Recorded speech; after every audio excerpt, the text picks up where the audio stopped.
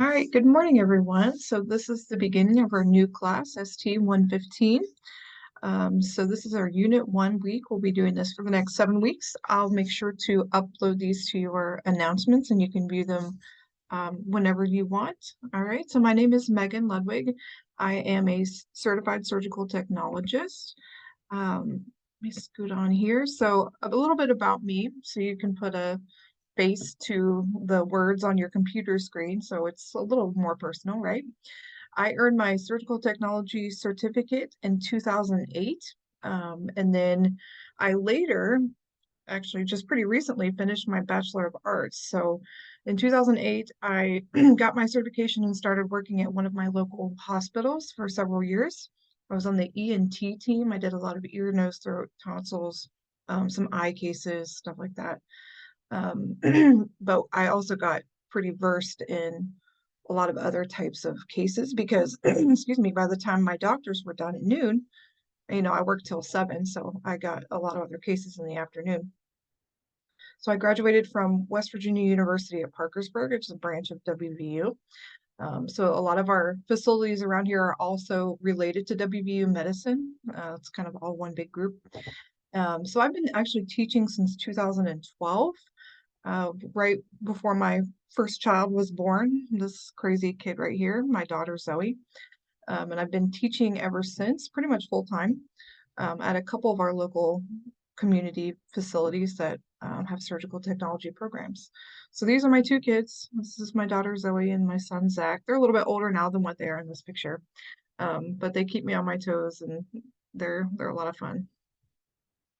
All right, so our Unit 1 assignments. You can find these either in your syllabus or over in your modules tab on Canvas. So make sure you're looking at these every week. If you go to the modules, it should like take you through each one as you hit next, but always check this and notice how many points it's worth, okay? And be aware of your due dates. If you need like maybe make your own calendar or whatever you need to do to keep track, okay? Don't want you to fall behind. So your discussion posts are always going to be due, your first discussion post, I should say, always going to be due on Wednesdays, okay? But then you also have to respond to 2 of your classmates. That's important to get the entire 40 points here. So watch at the top of that discussion assignment what you need to cover in each of your discussion posts, okay? They are a big portion of your grade, so make sure you're following those guidelines carefully, and you need to reference your sources in APA format. So be careful with those, okay? Your Realize It assignments will, once you do those over on Realize It, will automatically populate over to your gradebook. All right, so our objectives for today, we're going to be talking about the healthcare facility, like law, ethics, legal documentation, how it relates to you in your job as a surgical technologist. We'll also talk about like HIPAA laws and how that also relates to your job. Okay, so before we get too much into like the law and ethics side, I want to go over just a little bit about like what your job is going to be as a surgical technologist. You may be somewhat familiar as to what a surg tech does. I've already read a couple of your discussion posts. Maybe you have a friend that's a surg tech and it's kind of like pushed you in this direction. So you may have a little bit of an understanding, but I like this video that I'm going to show you. It is from a YouTube channel called Surgical Counts. I would recommend checking them out. There's actually a lot of really good surg tech channels that I'm probably going to like implement through here. They're kind of fun to watch instead of just me telling you. So they have a nice little video here. What is a surgical technologist? How do I become one? And what's it like working in the field? Well, these are the questions I'll attempt to answer in this video series.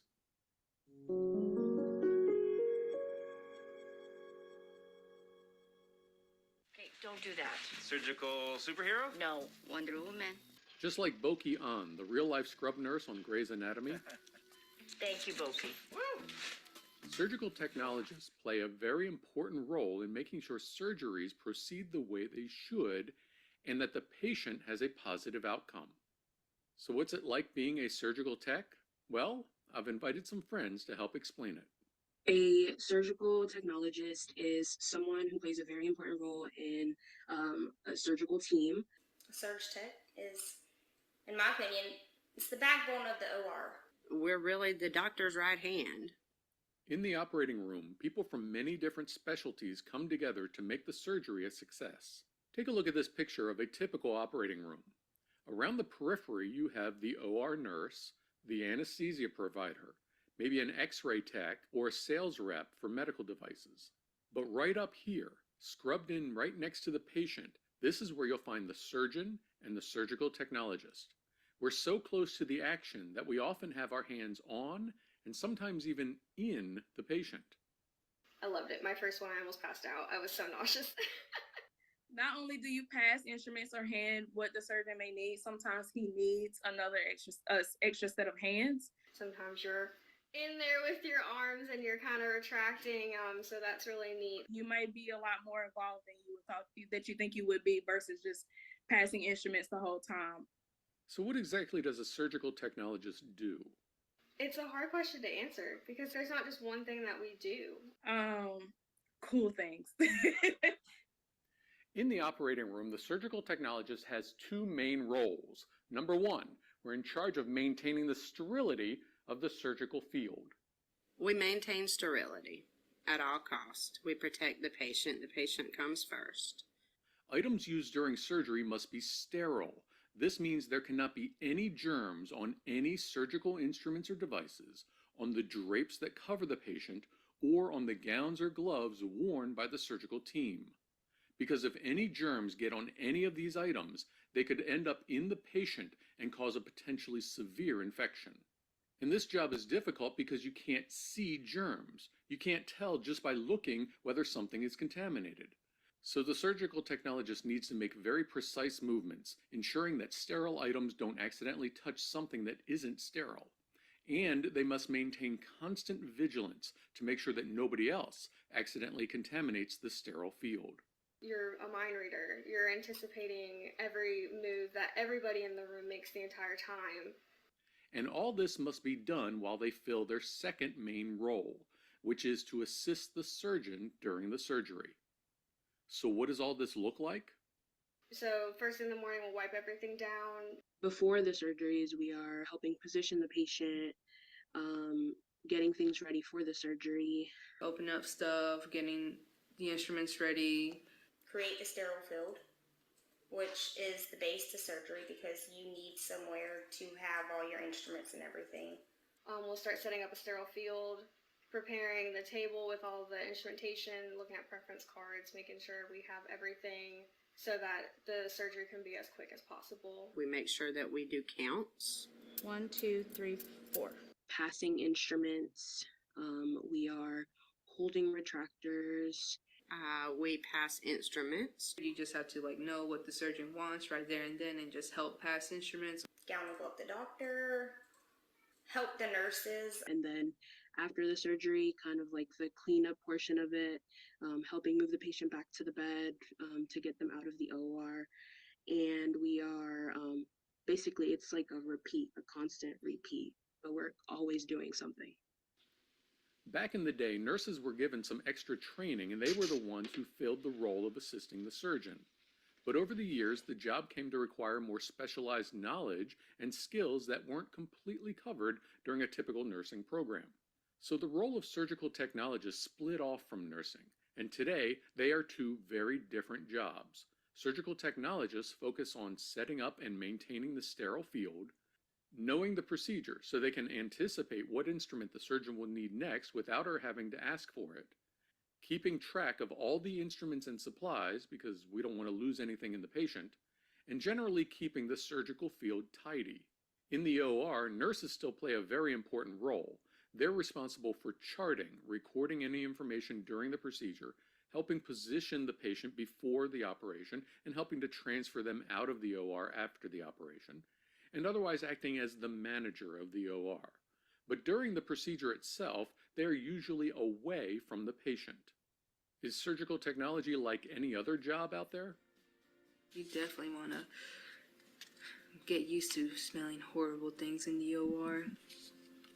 Definitely get used to that. I think out of everything though, I didn't realize that Like, you're doing like a bowel resection for cancer, and I haven't eaten in 17 hours, and you don't realize how you can be thinking about food in that time period. So yeah, it gets a little weird at times. You'll get out what you put into it. If you're thinking it's a fly-by-night kind of thing, and it's probably not for you. But if you're willing to put the time, energy, effort into doing it, it is beyond rewarding. It is beyond your imagination. For me, it was.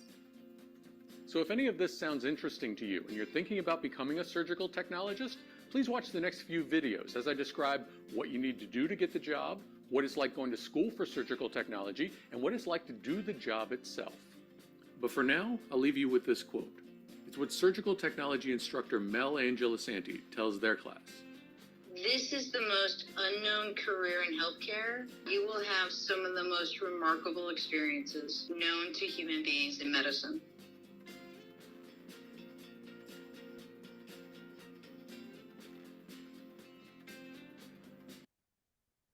Great, so hopefully you got something out of that video. I thought it described the role of the surgical technologist pretty well. And, they were very frank about, it's not always easy. It can be difficult, but if you put in what you want to get out of it, it's definitely rewarding. So hopefully that gives you a little insight. All right, so how do I know what I'm allowed to do as a surg tech? Now that you know what a surg tech does, how do you know what you can and cannot do in the OR? What is your role? Okay, because everybody sitting in this picture right here has a specific role in surgery. We're all a team, and it's important to not only know what you can do as a surg tech, but what everybody else can do, because you are part of that team and everybody works together. If you don't know everybody's role, it makes working together as a team a little more difficult. You want that to be seamless so the surgery can go as smoothly as possible, right? So first we have to focus on us and what our job is before we can learn anybody else's. So what you can and cannot do is pretty much governed by laws and this right here, okay? The difference between a certification, a licensure, and a registration. Once you complete your surgical technology program from Herzing, hopefully, which is an accredited facility that would allow you to sit for a national certification exam. Okay, once you sit for a national certification exam and pass that, you become certified. So if you sit for the certification exam through the NBSTSA, which is this right here, you will then become certified, a certified surgical technologist, or a CST. Okay.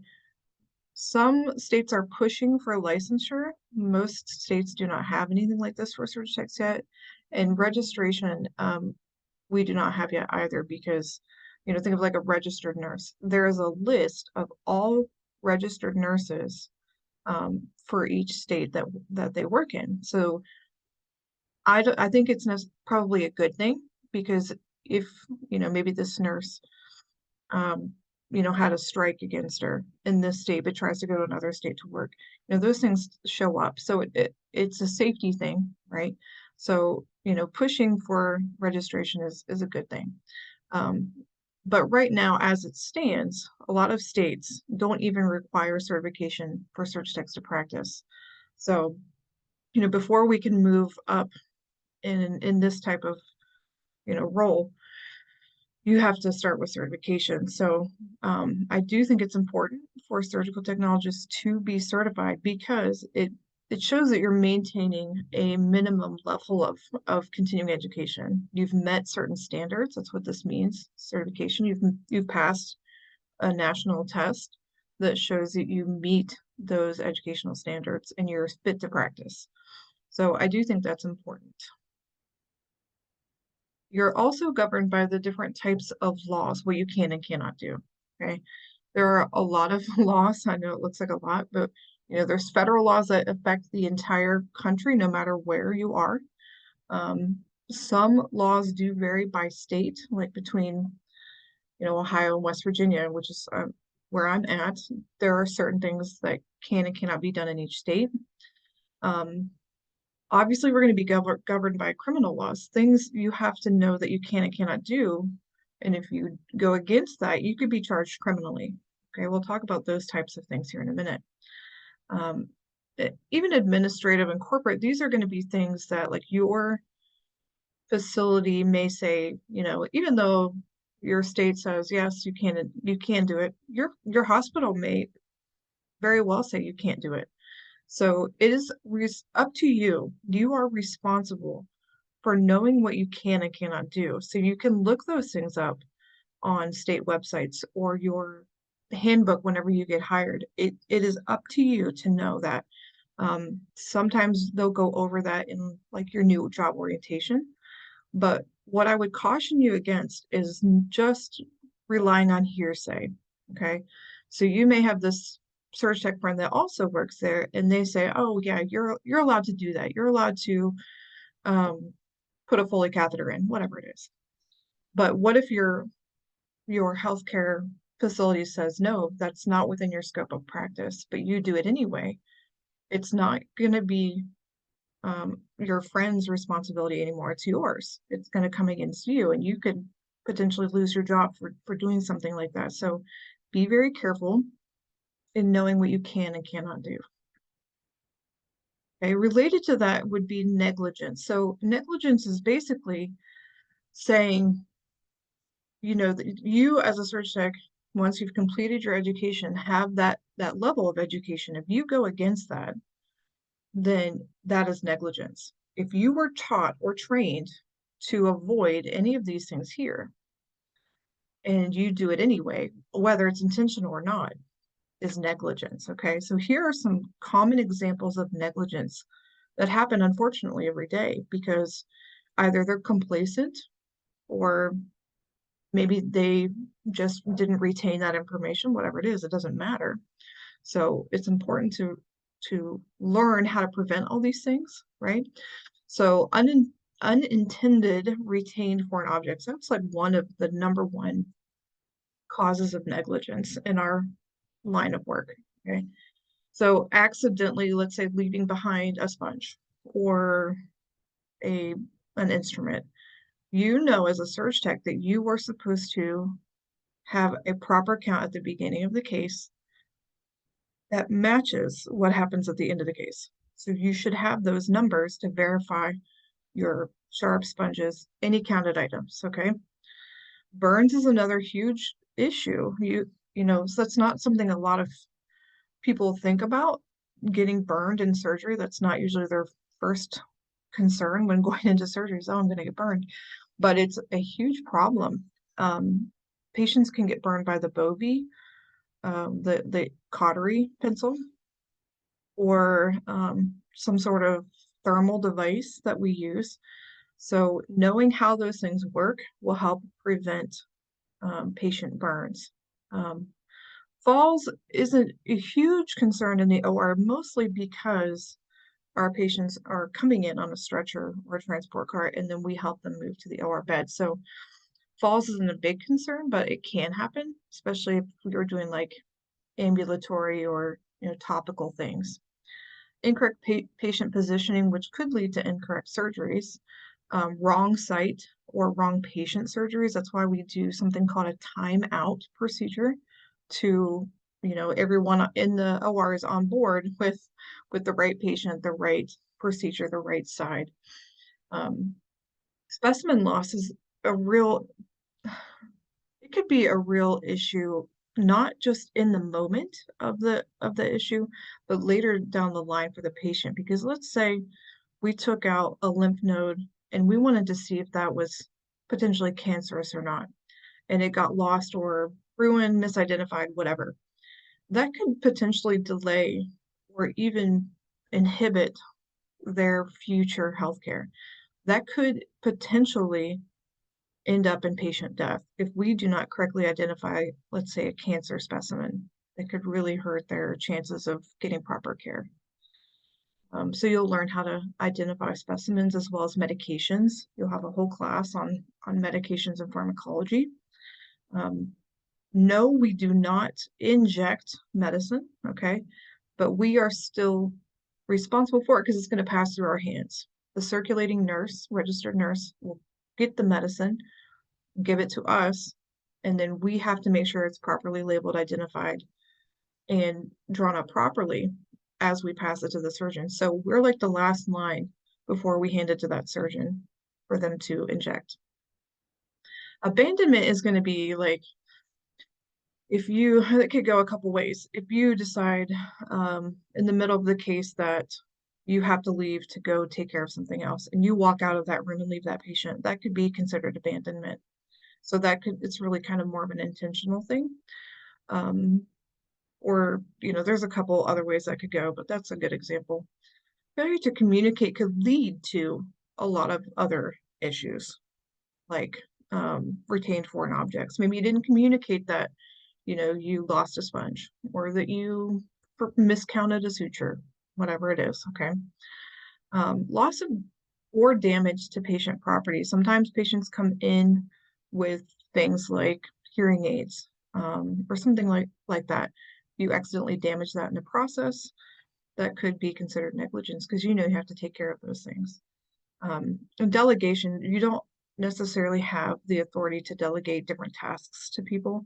That's going to fall more under like the surgeon that's capable of doing something like that. Okay.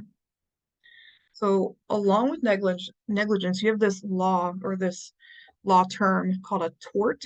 Okay, a tort can be intentional or unintentional. All this word means is actions that result in physical or psychological harm to somebody else. So whether you meant to do it or not doesn't matter. Okay. So a negligence tort, which is, you know, the negligence we just talked about, is failure to use that care as a reasonably prudent person would do. That means you knew to either do or to not do something, and you decided to do it anyway. Okay, so that is negligence. Intentional would be you meant to do it. You fully committed, right? Purposeful wrongdoing that resulted in harm to somebody else, physical or psychological. It doesn't necessarily have to be something you could see on the body. Medical malpractice is a type of negligence. Those two terms are kind of like weirdly similar. But really what malpractice is referring to is kind of like an umbrella term, as that it's unethical conduct, improper conduct by any medical professional. It doesn't have to just be the doctor, it could be you. Or an unreasonable lack of skill, like you should be able to perform this task at the level that you are at as a surge tech. And if you don't, and it causes harm to somebody, that could be considered a malpractice or tort. So other key terms are things that are torts. Battery, you probably heard of like assault and battery, if you ever like watch the news or something. But as it relates to us, it does result in physical harm to our patient. But a good example of that would be if we had a patient that came into our OR to have a procedure, and they did not sign a specific form called an informed consent for that procedure. Maybe it got overlooked. That's usually what happens. It just gets overlooked. It's not usually intentional that we're going to perform surgery on someone without their consent, but it does happen. So that's a good example of battery. So the way I remember the difference between battery and assault is that I'm going to take a literal ball bat to somebody and hit them with it. That is the physical part, okay? Because assault is just the verbal threat, or maybe even attempt. Like, I'm going to say that I'm going to hurt you. That is still considered assault. But the battery is the physical part, okay? And then these two last terms are similar in that it's related to written defamation. A defamation is like, if you watch the Johnny Depp trial, you probably know about defamation. That was the whole thing about trying to erode somebody's character or reputation, sorry, either verbally or written. So like an article written in a paper, or even something written on Facebook. If it specifically states, let's say you're talking bad about a surgeon, and their ability to do their job, right? If it is written and it literally causes harm to their reputation, and they can prove it, they can charge you with libel. Okay, so slander is the verbal defamation, and libel is something that is written. Okay, so those are torts. Some other key terms you're going to see in this law chapter, and really that kind of govern what you can and can't do as well, are some of these are real weird terms, okay? They're like, I think they're Latin, to be honest with you. So the first one is super important. It is ager primo. So this translates to the patient first. This needs to be your motto. This is the motto of the entire surgical technology community. So if you can remember the patient always comes first, the rest falls in line. You don't have to worry about those torts, right? If you can keep the patient first, you're going into your job not to socialize or to have fun with your friend, okay? The patient comes first. Everything else falls in line. Okay. Then you have respondeat superior. This means let the master respond.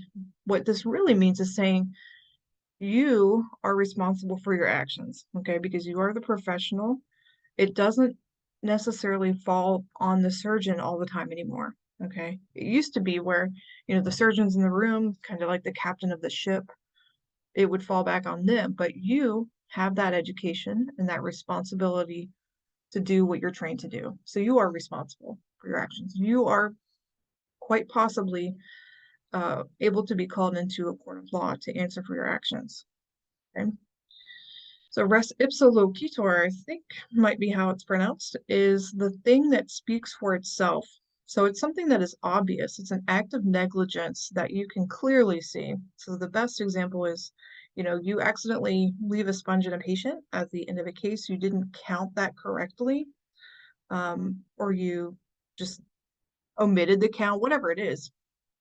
If they were to take an x-ray of that patient and see that the sponge is still in the patient, it's very obvious, right? It's very obvious that something that you knew to do didn't happen, okay? And then the last one is primum non nocere, which translates to first do no harm. That's the first thing you should be doing, is to do the right thing. You don't want to cause harm to the patient, okay?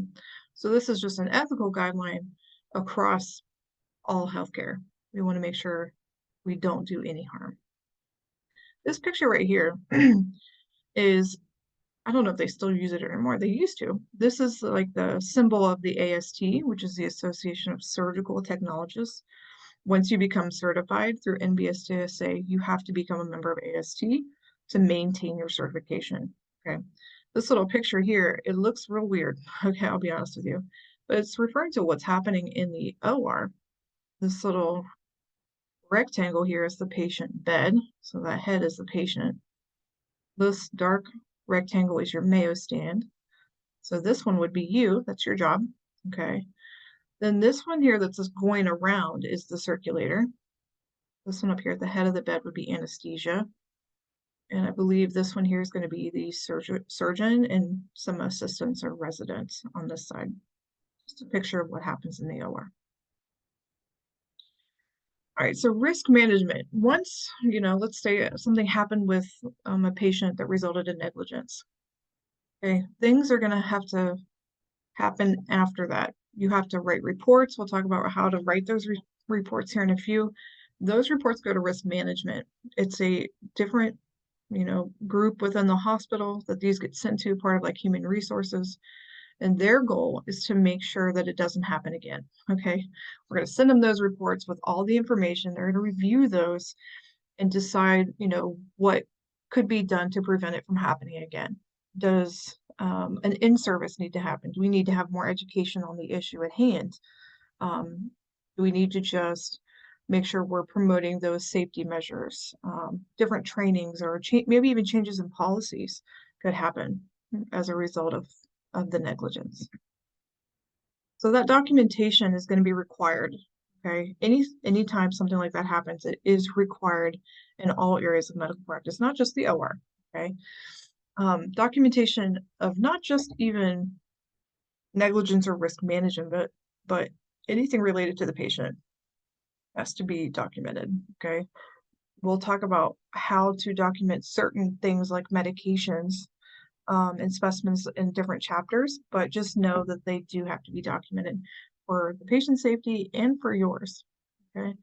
So the Joint Commission sets standards on documentation. The Joint Commission is a group that accredits healthcare facilities.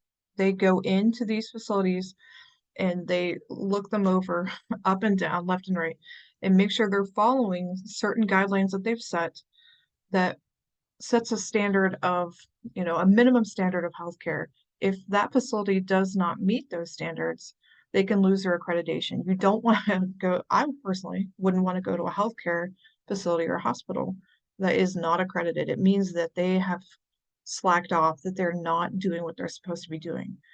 Once you start working in the healthcare facility, they joke a lot about the Joint Commission because they can be real sticklers about what can and cannot happen. So you'll hear about them. They used to be called JCAHO, JCAHO. Documentation is also related to the HIPAA laws. We'll talk a little bit about those here in a bit. But HIPAA stands for, notice how it's spelled here, it gets misspelled a lot. Not on purpose, but it's the Health Insurance Portability and Accountability Act of 1996. So those are laws that regulate patient safety as far as identification goes. Okay, some other types of documentation you'll see, the patient record is a huge one, right? The informed consent is the one that is specific to a very specific type of treatment. So usually we relate that to surgery. When a patient comes into the hospital, they're going to sign just a general consent form to be seen and treated within normal means, right? They can have their blood pressure taken. Those are all things covered under a general consent. An informed consent is going to say specifically, yes, I agree to be treated for my gallbladder surgery. It'll say, what the procedure is. Usually it's something invasive, something like that. And with the informed consent, the surgeon has to go over that with that patient while they're coherent and lay out the risks versus benefits, all the, steps, other treatment options, all those have to be presented to the patient before they sign that informed consent. The intraoperative record goes into the patient record that becomes part of their record. So anything that happens in surgery becomes an intraoperative record, okay? Anesthesia is going to keep their own record as well. All the drugs they gave, all the patient vitals, what they did, when they did it, etc. Patient charges, you'll see those barcodes everywhere. Those go into patient records as well. And then all these others we're going to talk a little bit more about later. All right, the informed consent, like I said, is very specific. It's a legal document that is signed before surgery. The elements of the consent, like I mentioned, are, what happens in the surgery? What are the risks, benefits? If you have a patient that comes in for, let's say, a gallbladder removal, a lap chole, and then, the surgeon discovers that they have a mole on their face that looks cancerous. They cannot remove that mole without having another consent form signed. So sometimes that gets people in trouble. I've honestly even seen nurses see a giant cyst on somebody's face or a zit, and they want to pop it, which people do. It's really weird. But that's actually illegal. You cannot do that.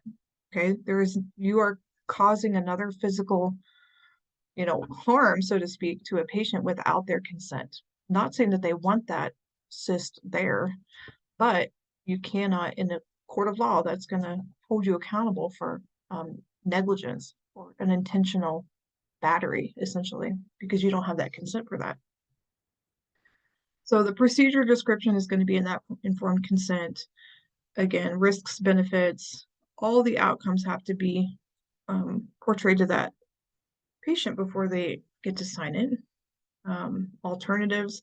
And patient understanding relates not to just, did you lay all these out for them, but are they capable of understanding? If you're presenting your informed consent to a strictly Spanish speaking person and you're presenting it in English, obviously they're not going to understand what you're saying to them.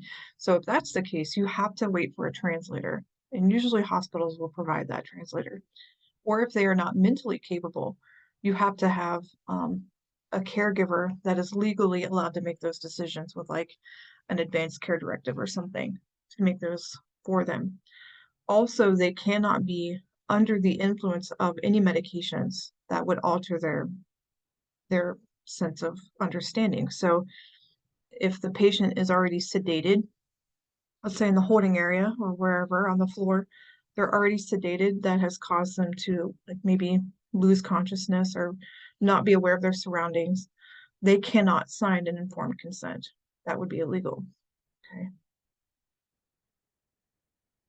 So this term is sentinel event, sometimes also called an adverse event. These are bad things. Okay. This is what the Joint Commission defines as either death, permanent harm, or severe temporary harm to a patient. Okay.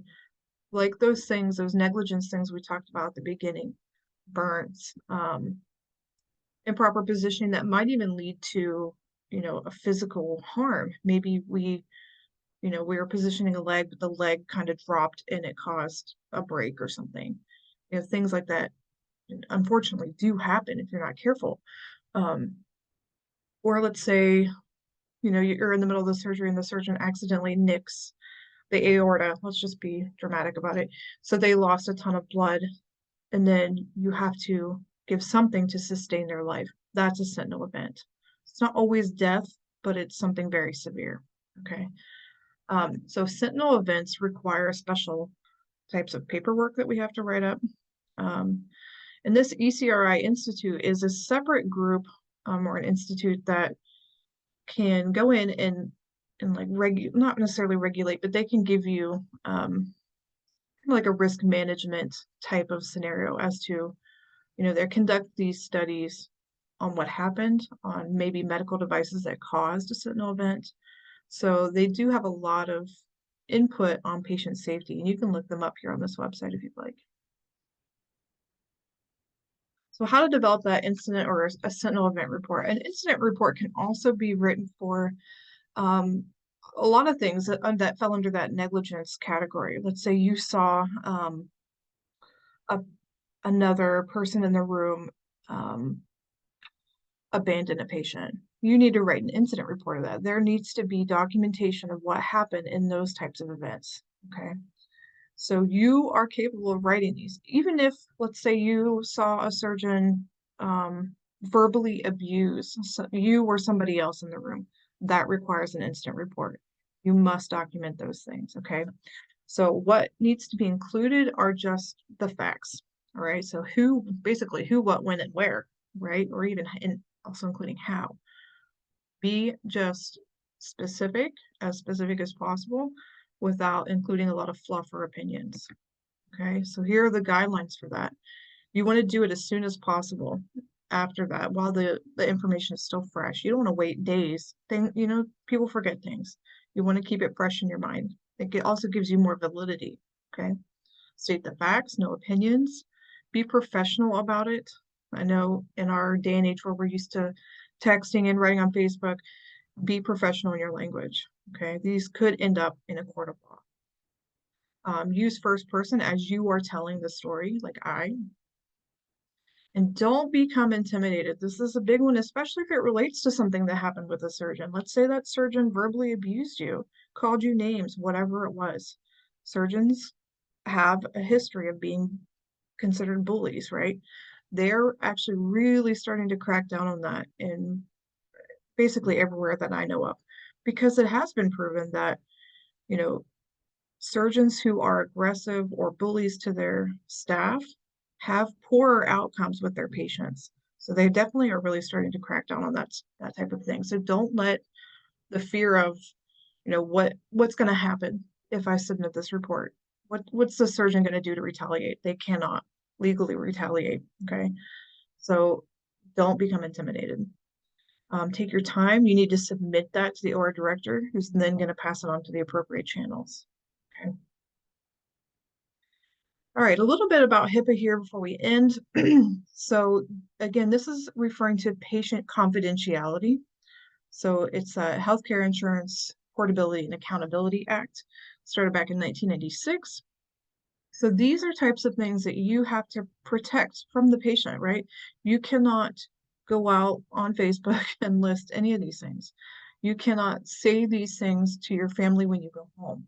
That's probably a hard one because we like to talk about our day, but do it in a generic sense. Don't say, oh, our next door neighbor just came in for a craniotomy. You can't say stuff like that. Okay, you have to keep their names or any type of identifier confidential.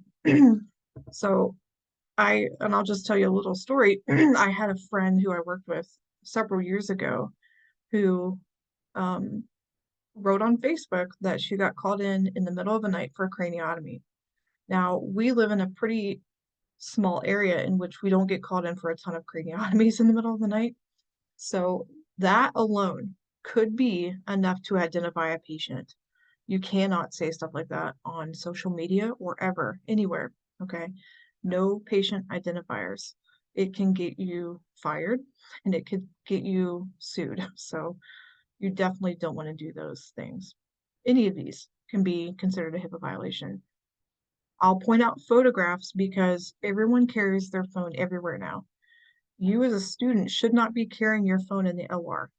Okay, it just looks poorly on you for one, and two, it is a confidentiality concern or risk.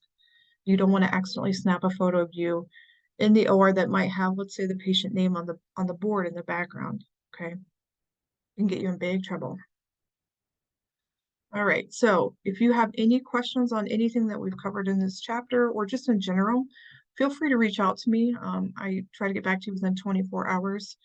I do have office hours today from 12 to 2 if, I'm a little more available than maybe during the week where I have another job. But feel free to reach out with any comments, concerns, questions. I'm pretty open and easygoing, so just reach out to me and I'll do my best to help you out, all right?